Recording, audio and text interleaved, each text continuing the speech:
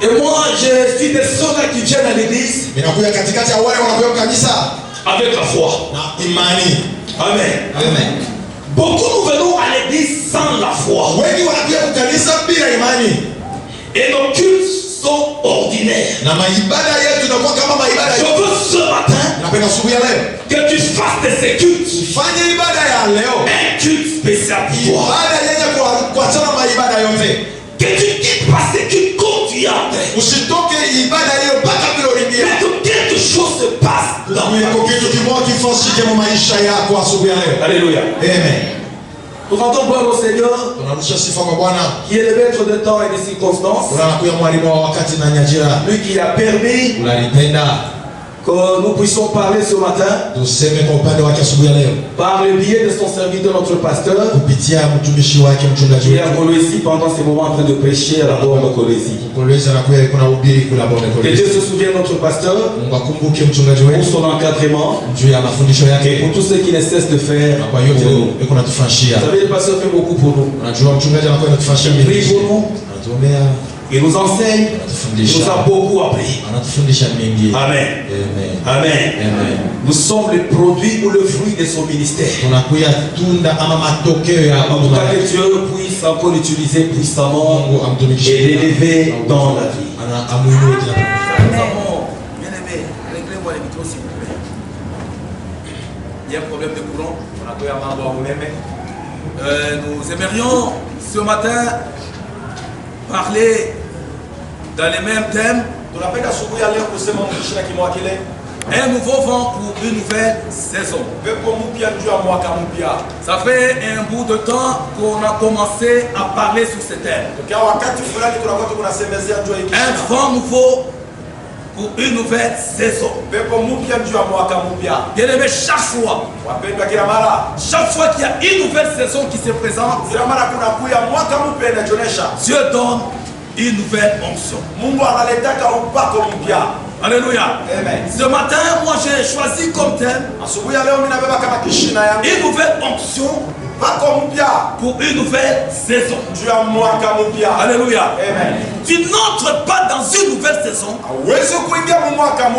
sans une nouvelle onction. Je voudrais dire que chaque fois qu'il y a une nouvelle saison qui se présente,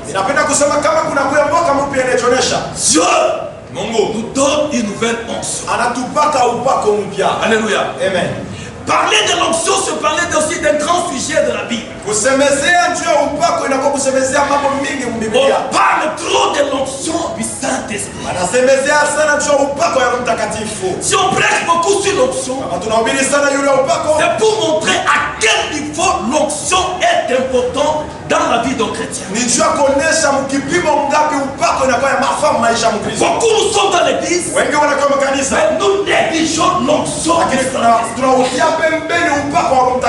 Beaucoup ont l'onction, mais ne sachant pas qu'ils ont l'onction.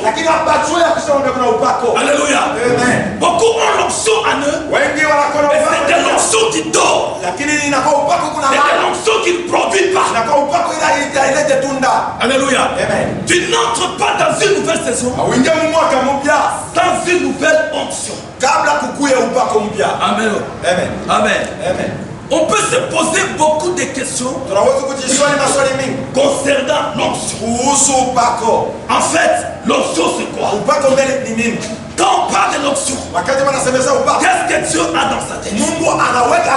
Qu'est-ce que Dieu nous fait comprendre?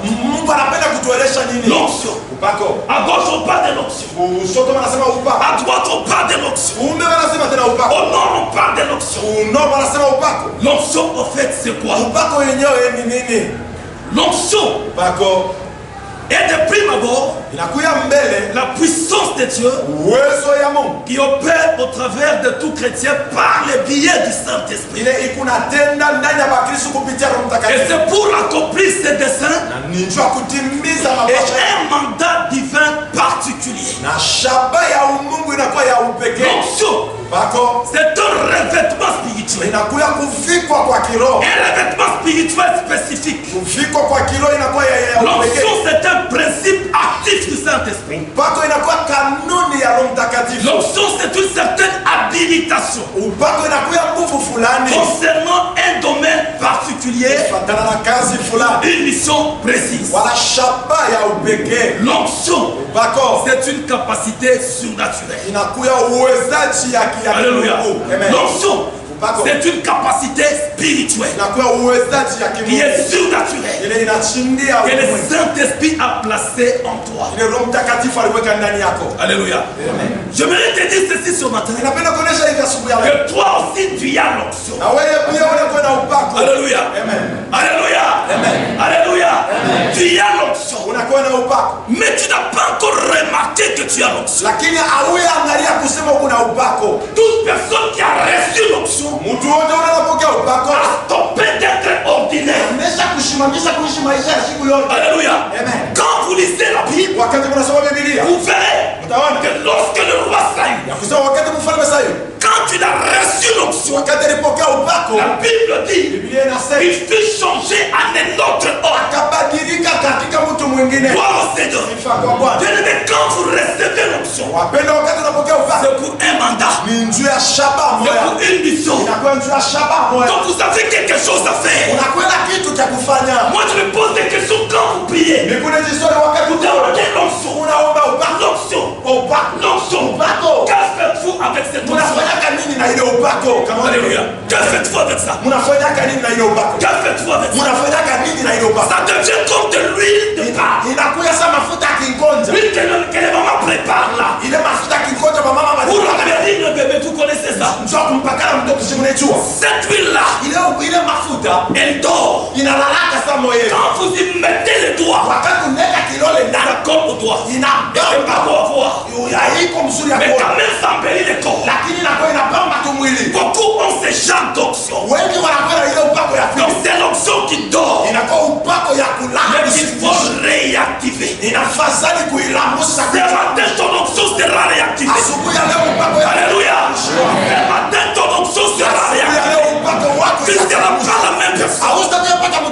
C'est inquiétant. Et c'est embêtant dans les églises. Vous voyez des gens qui ont 10 ans de vie chrétienne, 15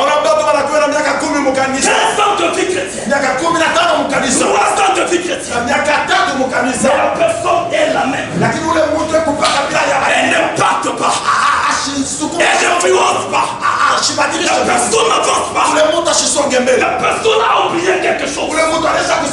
L'onction, alléluia, l'onction du Saint-Esprit. Dans mon message de ce matin, je voudrais te pousser à avancer. Alléluia. Avance. Tu es resté longtemps la même personne. Tu es resté longtemps avec le même langage. Tu es resté longtemps avec les mêmes prières, les mêmes problèmes. Parce que quelque part, tu n'as pas utilisé ton onction. Alléluia. L'onction, c'est pas seulement pour prêcher. Non, bien aimé. C'est pas seulement pour les malades. Même là où vous travaillez, l'onction est important. L'onction est nécessaire. Même dans nos maisons, l'onction est nécessaire. Vous êtes-vous déjà posé la question de savoir pourquoi les gens accourent chez les féticheurs? Pourquoi ils vont chez les marabouts? Pourquoi ils vont voir les sorciers? Pourquoi? C'est pour influencer. Ils vont chercher une fausse onction. Alléluia. Tu as l'onction qui dort. Tu as l'onction, mais tu es distrait. Et ton onction ne fait rien pour toi. Si ton onction ne fait rien pour toi, qu'est-ce qu'elle peut faire pour l'autre? Alléluia. Même pour l'atout, c'est ton onction devient incapable. Quand tu pries, rien n'arrive. Ton onction est en train de dormir. Acclamons pour le Seigneur. J'aimerais que nous puissions lire ensemble l'autre verset de 2 Corinthiens au chapitre 17. Au chapitre 5 plutôt. Le verset 17, la Bible dit, si quelqu'un est en Christ, il est une nouvelle créature. Les choses anciennes sont passées. Voici toutes choses sont devenues nouvelles. Ça fait quand même au moins 2 ou 3 mois. On est en train de parler du nouveau vent. Est-ce que tu sens ce vent-là? Est-ce que tu vis ce vent-là? On parle du nouveau vent pour une nouvelle saison. Est-ce que quelqu'un se sent déjà dans une nouvelle saison? S'il est là, il acclame le Seigneur.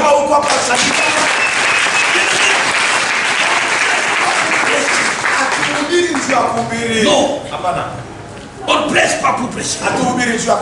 On ne donne pas les textes juste pour le plaisir de les donner. Non. Donc il a pris le temps de prier. Et Dieu lui a dit, un vent nouveau arrive. Un vent nouveau arrive dans ta vie. Alléluia.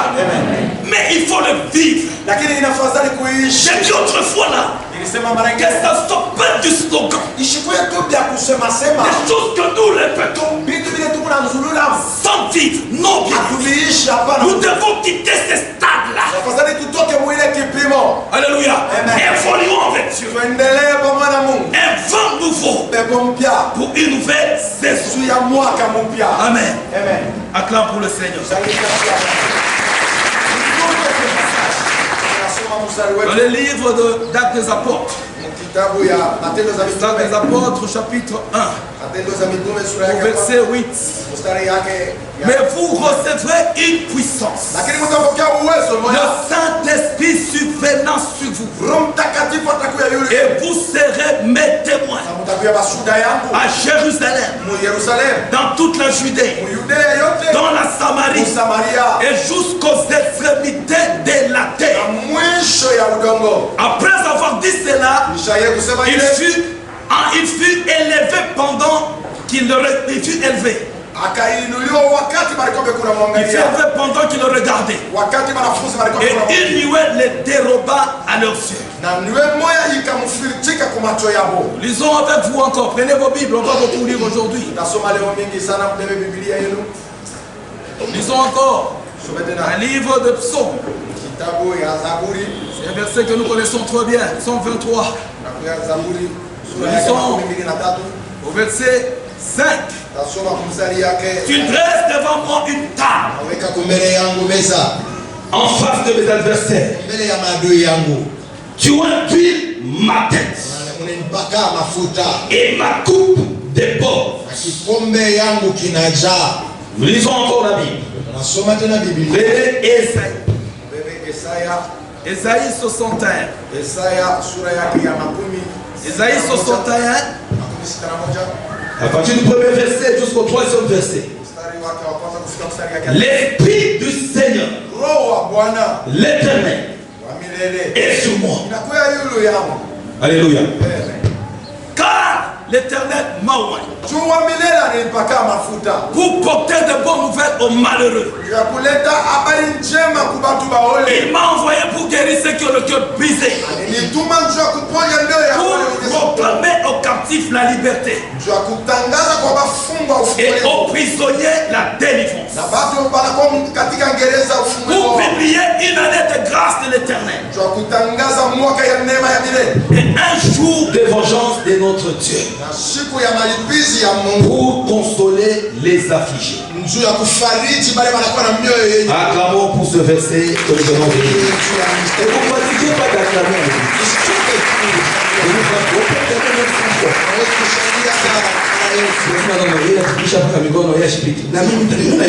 Lui nous pousse toujours à acclamer. Moi je suis en train d'acclamer dans mon cœur. Une nouvelle option pour une nouvelle saison. Amen. Il y a des gens qui ne savent pas différencier le Saint-Esprit de l'onction. L'onction c'est l'onction. Le Saint-Esprit c'est le Saint-Esprit.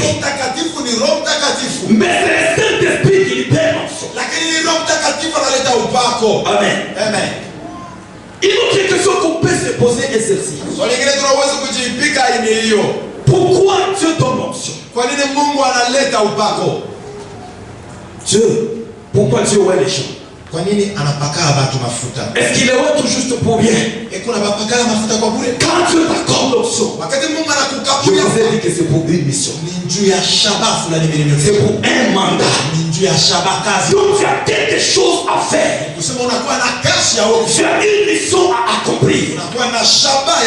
Et Dieu t'accorde l'onction. Alléluia. Amen. Avec l'onction, quand Dieu t'accorde l'onction, c'est pour que rien ne te résiste. Alléluia. Celui qui a l'onction, rien ne peut lui résister. Il devient fort. Il devient capable. Il devient influent. Parce que Dieu lui accorde des compétences qui sont surnaturelles. Alléluia. Beaucoup de vies chrétiennes sont restées stériles. C'est tout juste des chrétiens démons. Rien ne passe. Difficile de les distinguer d'un païen.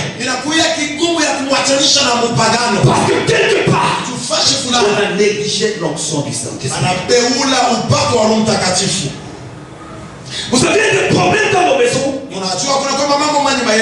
quand nous pouvons régler chez nous à la maison. Alléluia. Amen. Alléluia. Amen. Des petits problèmes qu'on peut régler avec l'onction que nous avons chez nous à la maison. Si nous reconnaissons ce que nous avons, nous sommes capables de donner des solutions à nous-mêmes. Amen. Amen. La troisième question qu'on peut se poser ce matin, alors ensemble, qu'a fait l'onction dans la vie d'un chrétien? Dans cette nouvelle saison, qu'a fait l'onction? En effet, l'onction fait beaucoup de choses. Beaucoup de choses que je ne saurais pas énumérer ce matin. Mais ce matin, je voudrais qu'on parle de trois choses. Dont l'onction est capable de faire. Vous savez, avec l'onction du Saint-Esprit, tu ne resteras pas là où tu es. Alléluia. Non, bien aimé. Même ton langage change. Même ta façon de parler change. Même tes visions changent. Lorsque tu laisses ton onction fonctionner normalement, tu deviens une personne extraordinaire. Amen. Amen. La première chose que l'onction fait dans nos vies, l'onction nous équipe. Amen. Amen. Quand quelqu'un reçoit l'onction, l'onction vient l'équiper des dons. Il vient l'équiper des capacités surnaturelles. Il vient l'équiper des grâces. Il vient l'équiper des compétences. Chaque fois que nous allons dans une nouvelle saison, dans une nouvelle dimension, ou dans un prochain niveau, Dieu nous ajoute de nouvelles grâces. Amen. Amen. Dieu nous ajoute de nouvelles capacités. Pendant cette saison, le Saint-Esprit t'accorde quelque chose. Il y a des dons qui te manquent. Il y a des capacités qui te manquent. Il y a des compétences que tu n'as pas. Il y a des grâces que tu n'as pas. Mais quand Dieu témoigne, il t'accorde de nouvelles capacités. Pourquoi il le fait? C'est parce que lorsque tu entres dans une nouvelle saison, chaque nouvelle saison a ses réalités. Alléluia. Oh, dans la saison où tu entres, Il y a des réalités. Il y a aussi des combats que tu vas rencontrer. Il y a des problèmes que tu vas rencontrer. Mais quand Dieu t'ajoute une nouvelle grâce, les problèmes la tomberont. Alléluia. Dieu ne nous donne pas l'onction pour rien. Je vois dans la Bible un frère que vous connaissez très bien. Il s'appelle Élisée. C'est bien aimé, aller dans son prochain niveau, dans une autre dimension, dans une autre saison. Mais pendant qu'il marchait avec son père spirituel, il lui demande, que veux-tu que je te donne? Avant que je sois enlevé. Élisée lui dit, une double portion. Alléluia. Pourquoi? Il avait déjà vécu quelque chose avec Élie. Mais il a désiré, lui dit Élie, double portion de ton onction de prophète. Amen. Amen. Et si vous lisez très bien la Bible, vous verrez ce que Élisée a fait. C'est plus que ce que Élie a fait. Amen.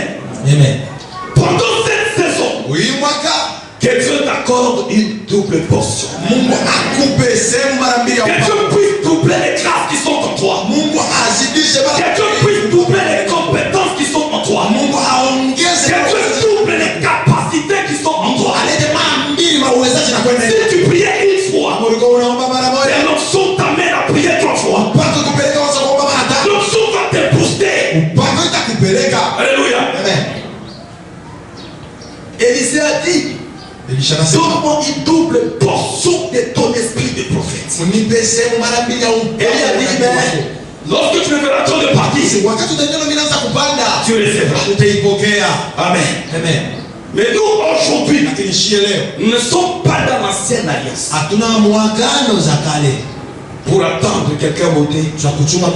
Nous, Jésus a dit, mais vous recevrez une puissance. Il dit, vous recevez une puissance qui est pas de l'onction. C'est l'onction que vous allez recevoir. Puis il dit, le Saint-Esprit survenant sur vous. Vous serez mes témoins. La chose est réalisée dans le livre des Actes des Apôtres au chapitre 2. Quand ils étaient dans la chambre haute. Là, vous connaissez ce qui s'est passé. Vous savez, beaucoup d'enfants de Dieu négligent les cultes. Même quand vous êtes venus ce matin, je ne sais pas, qu'est-ce qui vous a dit? Est-ce que vous vous attendez à quelque chose? Ça devient une habitude de venir à l'église et de sortir. On vient, on chante, on adore, on prêche, on offre, on parle. Et rien n'arrive. Que ça ne soit pas ton cas ce matin. Amen. Oh, bien aimé, prends une décision ce matin. Si tu as l'habitude de venir et de sortir la même personne, ce matin, Dieu va déclencher quelque chose sur ta vie. C'est pour que tu quittes les habitudes. On s'habitue au culte. Et puis on sort les mêmes. Et nos vies restent les mêmes. Et puis on se lamente. Rien. Dieu n'a rien fait.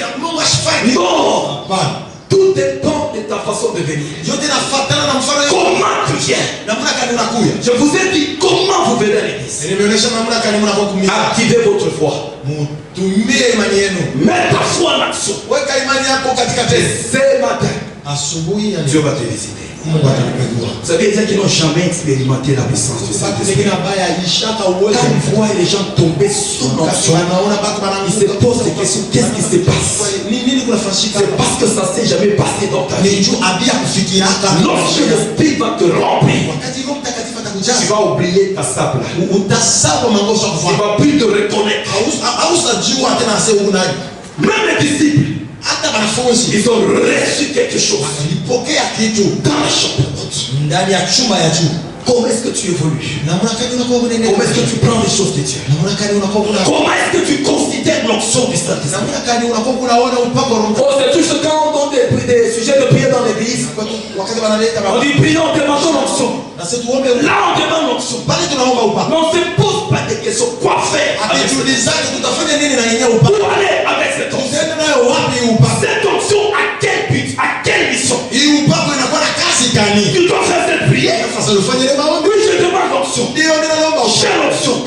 Est-ce pour guérir le malade? Est-ce pour la délivrance? Est-ce pour le finance? Est-ce une onction prophétique? Est-ce une onction de miracle? Oui. Il faut arriver à ce stade-là à mettre son onction en valeur. Alléluia. Mets ton onction en valeur. Acclame le Seigneur. L'équipement que le Saint-Esprit nous donne, les capacités que le Saint-Esprit nous accorde, nous rendrons capables là où nous étions incapables. Avec l'onction du Saint-Esprit, tu seras utile là où tu étais inutile. Alléluia. Il y a des gens qui sont rejetés. Ils ont étudié, mais qui ont été rejetés. Mais lorsqu'ils rejettent au même endroit, mais avec l'onction cette fois-ci, on le reçoit. Alléluia. L'onction vous rend compétent là où vous étiez incompétent. Alléluia. On peut compter sur quelqu'un qui a l'onction. Et c'est facile de comprendre ou de découvrir. C'est réussi à l'onction. Pourquoi? L'onction fait la différence. L'onction partout où est accompagnée là, elle mettra la différence. Même dans ton couple, même là où tu travailles, même à l'école, l'onction mettra la différence. Alléluia. Amen. C'est ça l'onction. L'onction nous qualifie. Là où nous étions disqualifiés. Il y a des gens qui ont été disqualifiés dans la vie. Disqualifiés à l'école. Quand il n'avait pas Dieu. Mais lorsque l'Esprit le remplit, on commence à compter sur eux. Alléluia. On va compter sur toi. Et lorsque tu comprendras l'utilité de ton onction, valorise cette onction. Réveille cette onction qui est en toi. Amen. Amen. Je prie ce matin que ton onction fonctionne au nom de Jésus. Je priais vraiment aussi la nuit pour vous. Parce que j'ai compris que souvent nous sommes en train de négliger l'onction. L'onction, même en chantant, même en prêchant, même en priant. Si on les fait dans la chair, rien n'arrive. Alléluia. Mais si on emploie, on utilise l'onction, l'onction chante, les gens sont remplis du Saint-Esprit. Alléluia. Lorsqu'on prie avec onction, les malades sont guéris. Il y a des miracles qui sont faits. L'onction doit t'accompagner. Amen. Amen. L'onction. La deuxième chose que l'onction fait dans nos vies, l'onction nous consacre. L'onction nous consacre. Bon, ça peut être comme ça, soyez bien. L'onction nous consacre. Ah, c'est qui va passer le jardin. Il a tout capé. C'est bon. L'onction du Saint-Esprit nous consacre. La deuxième chose que fait l'onction dans nos vies, elle nous consacre pour Dieu. Amen. Que ça soit dans l'ancienne alliance. Kuye mwagano za kale, Même dans la nouvelle alliance. hata mwagano jipya. Toute personne qui avait reçu l'onction Mtu wote alipokea upako a été consacré à Dieu. alitia pembeni njuu ya Mungu. Amen. Amen. Donc c'est des hommes et des femmes Inakuya banaume na que Dieu a mis à côté pour lui. wale Mungu aliweka tu pembeni njuu Nous yake. lisons dans le livre d'Exode, au chapitre 30, verset 30. La Bible dit, tu aimeras Aaron et ses fils, Utampakala Aruni et mafuta tu les sanctifieras na utamtakasa pour qu'ils soient à mon service akuye katika kazi dans yako les sacerdoces. ndani ya sacerdoce. Amen. Amen. Dieu dit à Moïse, Mungu anasema na Musa, tu vas oindre Aaron et ses fils, utampaka Aruna mafuta na watoto tu wake. vas les sanctifier Utampaka pour qu'ils mafuta soient à mon sacerdoce. njo akuye katika ukoani wangu. C'est ça ce que l'onction fait. Njo ile upako. Quand vous recevez l'onction bénie, Wakati unapokea upako mpe, comprenez que vous êtes déjà mis à part. leo ya kusema munesha kuweka pembeni. Et quelqu'un qui est mis à part Ule mtu anaweka ne pembeni. fait pas n'importe quoi, Asiwezi kufanya vitu ne vingine. va pas n'importe où, Asiendake fashi yote. ne marche pas avec n'importe qui. Asitembeake na mtu wote. Lorsque tu comprends ce que tu es, Wakati unaelewa kile tu wiki, n'iras pas n'importe où, haustenda fashi tu yote. n'entreras pas n'importe où, Haustengea mumulango. tu n'iras pas n'importe quoi, Haustasema kitu vya parce que tu es mis à part, so wewe banaweza kukweka tu es consacré. unatiwa pembeni. Consacré veut dire dédié à Dieu, dévoué à Dieu ou rendre sacré. Kuweka pembeni na inasema ule Consacré veut dire aussi mise à part, banasema ule mise à part. ule banamutosha Donc c'est quelqu'un katika qu'on pembeni. sort, Ule mtu on les met à part anamweka tu pembeni pour un service. kwa kazi fulani. Le problème c'est parce qu'on n'a pas encore compris. Mambo ni jua tu elewa. On vient, on comprend pas ce qu'on est. Atuelewe kile tu. On prie, on comprend pas ce qu'on est. Tunaomba atuelewe. Après tout on sort, Mara nyingine tunatoka on ne sait pas valoriser ce qui est en nous. na atujue kuleta bei kwa kile kinakuwa. Mais si tu commences à valoriser Kama unaanza kuleta bei ton onction là, upako wako. ceux qui ne te respectent pas Ana wakukombe kuna commencent à te respecter. anaanza kushika. Ils vont sentir Atashikiri. que ce n'est plus lui, Ya kusema iko ça c'est une autre personne. huyu ni mtu mwingine. Alléluia. Valorise ton onction. Leta bei. C'est étonnant de voir des gens qui prient, qui demandent l'onction, qui demandent le feu, mais qui sont dans le bar, qui sont dans des boîtes de nuit. Est-ce que l'onction que tu reçois là, c'est pour le boîte de nuit? Est-ce que c'est pour déranger les filles d'autrui? Ça c'est une malédiction. Lorsque tu reçois l'onction, tu es mis à part. Dis je suis mis à part. Dis je suis mis à part. Donc tu es quelqu'un que Dieu, quand Dieu te regarde, son choix tombe sur toi. Oh bien-aimé, nous sommes les choix de Dieu. Dieu nous a tirés du monde. Il nous a mis à part pour les servir. Alléluia. Amen. Partout où nous sommes, nous pouvons servir Dieu. Alléluia. Amen. Partout où nous sommes, notre onction doit travailler. Papa sèche, à l'hôpital, utilise l'onction. Ajoute l'onction à la connaissance que tu as reçue à l'école. Utilise ton onction. Amen. Il y a des maladies selon que tu les touches, il est guéri. Alléluia. Amen. Je me rappelle quand j'étais en train d'être opéré, avant l'opération, le médecin m'avait regardé. Il me dit, toi tu es pasteur, tu es un serviteur de Dieu. Tu as quelque chose, tu ne mourras pas.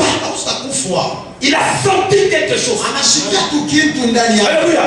Quand vous avez l'onction, papa, même là-bas où vous êtes dans ton groupe, vous dois sentir que le monsieur qui est est différent de ceux qui sont passés. On doit sentir ça. Donc ton onction doit les débarquer. Même quand les gens viennent te promettre, l'onction te communique des solutions. Alléluia. Mais ça étonne. Ton onction à toi, c'est pour critiquer les gens. C'est pour parler en mal des autres. Laissez ça. Abandonnez cette chose-là. Ce sont des anciennes choses. Imaginez tu as l'onction ou pas. Tu as l'onction. Mais on ne pas terminé la tête de danser. On te voit dans des coins de rire avec des jeunes filles. Est-ce que ça c'est l'onction là? L'onction c'est pas pour nous perdre. Mais l'onction, ça nous met à part. les gens qui sont mis à part, C'est des hommes et des femmes sur lesquels Dieu compte. Dieu ne peut pas compter sur quelqu'un qui n'a pas déplacé. Quand Dieu te déplace du monde, il commence à compter sur toi. Alléluia. C'est ça l'utilité de cette onction. Pour votre information, dans l'ancienne alliance, l'onction était destinée ou réservée aux trois catégories de gens. Là, dans l'ancienne alliance, on donnait ou on moignait les prophètes, le roi et les sacrificateurs. Mais aujourd'hui, nous n'avons pas besoin de ça. Amen. Le Saint-Esprit, pour tous celui qui reçoit Jésus, il a sa part. Amen. Alléluia. Dieu aimé, l'onction du Saint-Esprit fait de toi et de moi de personnes mises à part. Et je dis, c'est quand tu découvres que tu as l'onction, que tu commences à bien te comporter. Quelqu'un qui a l'onction, il ne se comporte pas comme tout le monde. Parce qu'il a quelque chose de différent. Lui, c'est un porteur de solutions. Comprenez ce que vous êtes. Vous êtes des porteurs de solutions. Donc n'allez pas parler là où il ne faut pas parler. Vous intervenez au moment opportun. Il y a des cas, il y a des situations qui n'attendent que toi pour avoir la solution. Oui, c'est toi. Mais tu n'as pas eu le temps de te travailler, de te valoriser. Tu n'as pas ce temps. Aujourd'hui dans la vie chrétienne, les gens sont trop légers. Trop légers. Tout à la légère. Et là, on n'ira pas loin avec Dieu. Tu t'es déjà posé des questions, pourquoi tu ne vas pas loin avec Dieu? Pourquoi tu ne montes pas? Tu as négligé ce que tu es. Tu as négligé ton onction. Maman, même là où tu vas là, mets ton onction en action. Mets ton onction en action. J'ai trouvé un pasteur à la cité en train de vendre des chemises. Il m'a encore un client vient là-bas. À la chapula, c'est ça, mais là, les pasteurs, c'est pas là le jeu. Tu commences à te jouer des mots. Il s'énerve. J'étais là.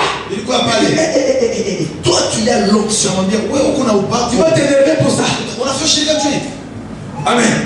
Deux fois, vous êtes en train de rendre votre option inefficace par la colère. Alléluia. Et cette option ne produit plus rien. Vous voyez toujours le pasteur nommé. Et le pasteur s'étonne. Pour que vous puissiez prier pour moi. Vous voyez, c'est parce que vous valorisez pas ce que vous êtes. Valorise ton option. Amen. Tu es en colère à tout moment. Toi, tu as l'option.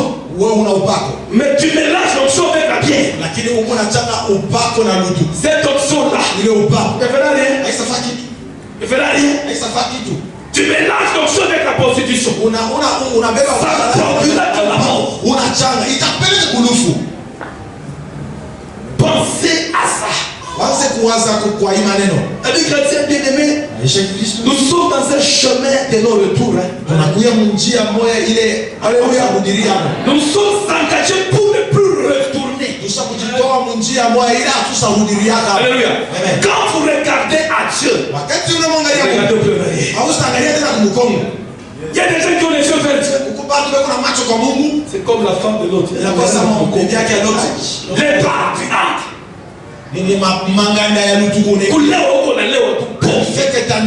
Oh, la Bible dit qu'on ne vous enivre pas. Regarde, tu vas même jusqu'à t'enivrer. Imaginez-vous. Là, on joue avec l'onction. Je dis, connais la valeur de l'onction. Ne joue pas avec son onction.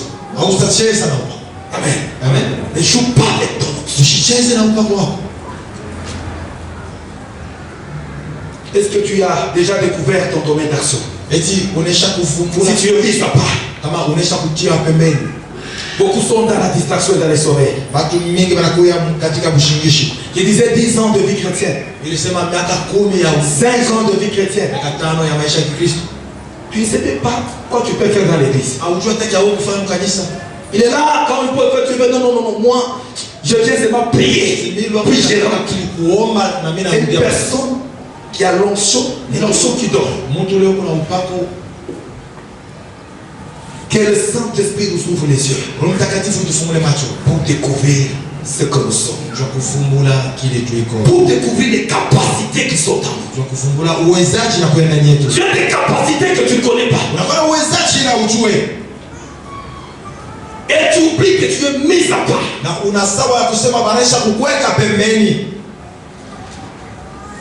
Quelqu'un découvre cela. Sa vie commence à changer. Amen. C'est un début de changement. Dans le psaume 105 au verset 15, la Bible dit: ne touchez pas à mes oins. Lorsque tu es mis à part, tu deviens intouchable. Alléluia. Intouchable. Donc tu deviens dangereux. Il y a des personnes dangereuses ce matin. Dieu dit: ne touchez pas à mes oins. Aux personnes qui sont mises à part là, ne les touchez pas. Si vous les touchez, vous avez un problème avec moi. Amen. C'est que tu n'as pas encore compris. Que toi là, tu es intouchable. Tu peux te toucher. Mais si tu joues avec ta personnalité, ton identité, même les sorciers vont te toucher. Il y a des gens qui sont touchés par qui que ce soit. Les portes qui peuvent les toucher. Non, tu es intouchable. Les démons ne peuvent pas s'approcher de toi. Tu es intouchable. Pourquoi? Il y a l'onction. Tu es mis à part.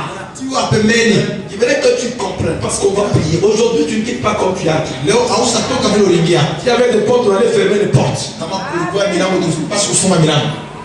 Tu ne quittes pas. Non, bien-aimé. Tu dois quand même te révolter. Où suis-je avec Dieu? Quel niveau as-tu sur le plan spirituel?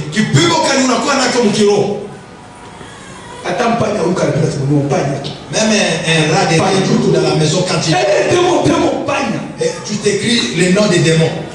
Ce n'est qu'un rat. Tu deviens intouchable. La troisième chose pour terminer. Nous acclamons d'abord pour le Seigneur. L'onction. Les jougs.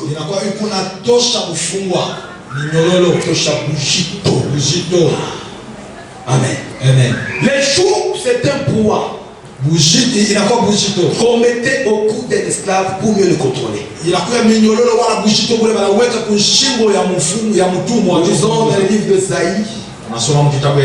Esaïe au chapitre 10. Esaïe chapitre 10. Nous lisons le verset 27. En ce jour, son fardeau sera ôté de dessus ton épaule. Et son joug de dessus ton cou. Et la graisse, fera éclater les jougs. La troisième chose que l'onction fait dans ta vie, dans cette saison. Ile upako inafanyaka mu maisha. L'onction va ôter ton poids, ce qui pèse. Upako itatosha kile kilikuwa na buzito pa maisha yako. Amen. Amen. Le poids. Les jours c'est un fardeau, c'est un poids. C'est quelque chose qui pèse. Inakuwa kitu kimoja kinakuwa na buzito. Ce matin, l'onction va ôter. Upako itatosha kile kitu. Rien ne peut te résister. Hakuna kitu. Rien ne résiste à l'onction. Hakuna kitu kitashama kwa upako. Amen. L'onction du Saint-Esprit est là. Upako ya Mtakatifu ni pale. Et la réponse à ton problème ce matin est là. Jibu ya mambo yako ni pale. C'est ça Dieu. Ndio inakuwa Mungu. Ce matin ton jour sera ôté, sera allégé. Asubuhi ya leo ile buzito inakuwa pa mabeka yako Et le fardeau dont il est question ici. Na ile buzito wanasema c'est un fardeau, c'est celui du diable. na inakuwa ile buzito C'est un fardeau pesant. inakuwa buzito kule shetani Il anatoa. faut que quand tu marches, Unasikia wakati kuna tu as un problème qui pèse. unafanya mambo moja kuna fa buzito yule yako. Tu as beaucoup prié, Unaomba sana mais ce problème est là. lakini ile mambo iko Mais hapa. ce matin, Asubuhi ya leo cette onction-là, l'onction va ôter. itatosha ile buzito. Donc c'est un fardeau insupportable. Inakuwa buzito bila uweze tena. Tu n'as pas de sommeil pour ça. Haupati kushingishi jua Tu ile. n'as pas de joie pour ça. Hauna na furaha jua ile Donc buzito. tellement ça pèse. Inakuwa na buzito Vous savez, la plupart des gens, c'est quand ils sont dans l'église, ils ont quand même la joie. Ils peuvent rire. Mais quand ils sont chez eux à la maison, souci, pleurs, lamentation, plainte. Mais ce matin, ton problème là va tomber. Alléluia. Ce que Satan t'a imposé, ce fardeau-là, ça peut être une maladie qui a pris du temps dans ton corps, qui a commencé à ronger ton corps. Ce matin, l'onction du Saint-Esprit va ôter les joues, quel que soit le nom de ton jour. Ce matin, ça va partir. Si tu crois, dis amen. Si tu crois, dis amen. Ce matin, l'onction ôte les joues. Ton jour ce matin, ça peut être des problèmes, des difficultés auxquelles tu fais face. Il y a difficulté. Vous savez, vous vous réveillez le matin. Vous ne savez pas comment vous allez finir la journée. Vous avez 4 enfants, 6 enfants. C'est poids. C'est une charge. Mais ce matin, bien-aimé, Dieu va nous décharger. L'onction du Saint-Esprit va te décharger de ce poids. J'ai longtemps marché avec ce poids dans ton cœur. Personne ne le voit. Même pas moi, je ne le vois pas. Mais Dieu t'a localisé ce matin. Et l'onction de Dieu va ôter les joues. Va faire le travail de l'onction. Dans cette saison, que tout ce qui a commencé à peser sur ta vie, ça peut être les soucis, ça peut être le blocage qui est bloqué partout. Je sais que t'as sorti, tu ne sors pas. J'essaie d'avancer, tu n'avances pas. Ces jours-là, ces fardeaux-là, il a pesé sur ton cou. Ça va tomber ce matin. Ça va tomber ce matin. Voilà, ça va tomber. Ça peut être la stérilité. Pas seulement la stérilité dans les domaines d'avoir des enfants. Donc c'est terrible dans les affaires. Terrible dans ce que tu fais. Comme tu ne produis pas, tu vas commencer à produire. Tu vas commencer à produire après cette. Tu commences à produire dans tous les domaines. Parce que l'onction est là. Et l'onction fait éclater les choux. Perdre les choux du célibat. Ça commence à peser. Quand tu es en train de t'admirer, tu te regardes. Et lorsque tu avais 18 ans, les gens te cherchaient. Lorsque tu avais 20 ans, joli. Joli ministère. Et quand tu prends le miroir, tu regardes. Tu commences à désespérer. Mais désespérer.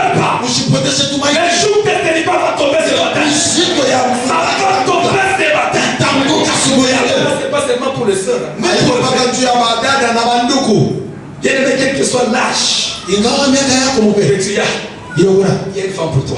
kuko bibi Oh, juu ne yako. désespère pas. Usipoteshe Tu tu. quittes le célibat ce matin. Unatoka Les mumbali. jours de célibat tombent. Ile buzito ya Les jours de la Mungu. pauvreté tombent. Ile buzito wa Mungu. À cause de l'onction. Juu ya upako. L'onction que tu négliges là Upako est ile capable inaweza de faire tomber le joug. ya kuangusa buzito. Là, je vous relate une histoire que vous connaissez. Menamionyesha hadithi mnajua.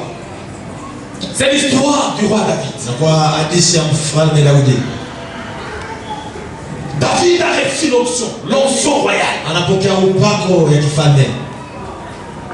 Mais pendant qu'il a reçu l'onction, à un certain moment, Wakati alipokea upako wa Israël est bon.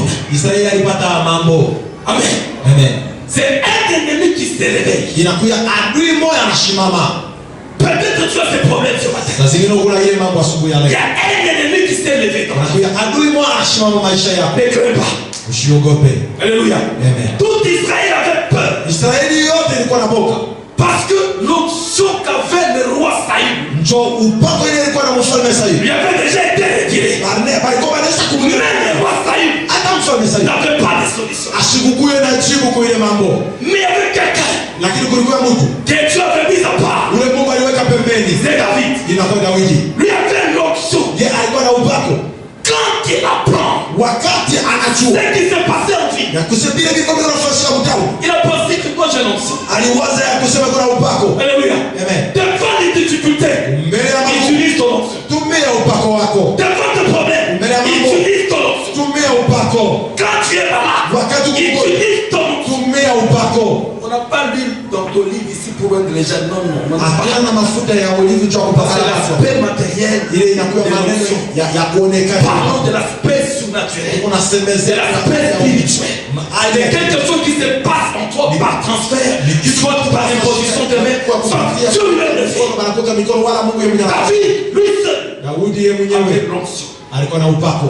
Alléluia. Amen. Comme toi ce matin, Kama wewe ton asubuhi onction va faire des grandes choses dans ta vie. upako yako itafanya kitu maisha yako. David un jour il dit non, non, ces fardeaux commencent à peser. Daudi anasema siku moja hii C'est un fardeau qui a pesé pendant 40 jours. ni ile buzito ilikawa. Goliath cherchait un challenger. Goliath alianza kutafuta mtu wa bukovi kama Et yeye. dans ta vie, Unaona il y maisha a des oppositions. munakuya On cherche quelqu'un. anatafuta tu mtu. On cherche que tu manifestes quelqu'un. Anatafuta Que tu cherches quelqu'un. muinue tu mtu.